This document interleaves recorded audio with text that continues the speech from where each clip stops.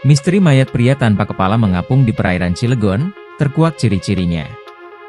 Penemuan mayat pria tanpa kepala yang mengapung di perairan kota Cilegon pada Senin, 6 Januari 2025, masih menjadi misteri.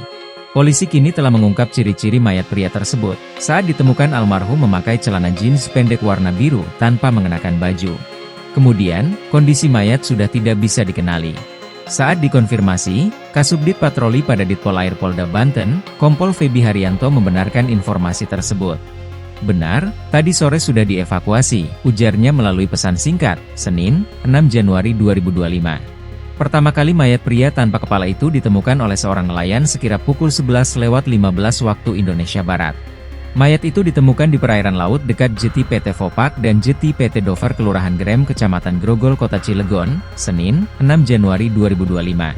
Kemudian atas penemuan mayat itu, para nelayan yang berada di lokasi langsung melaporkan ke petugas kepolisian. Kemudian pukul 14 WIB, personil dari Ditpol Air Polda Banten datang ke Jeti Hotel Pelangi Mabak berangkat menggunakan perahu menuju lokasi awal diketemukan. Setelah dilakukan pengecekan ke lokasi menggunakan perahu, diketahui bahwa mayat sudah terdampar di pinggir jeti PT Dover Chemical Indonesia.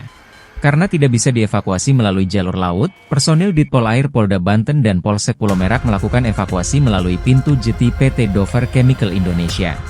Selanjutnya, sekitar pukul 15.00 WIB mayat tersebut berhasil dievakuasi dari jeti PT Dover ke mobil patroli Ditpol Air Polda Banten. Kemudian jenazah dibawa ke Rumah Sakit Umum Daerah Cilegon untuk dilakukan tindakan lebih lanjut.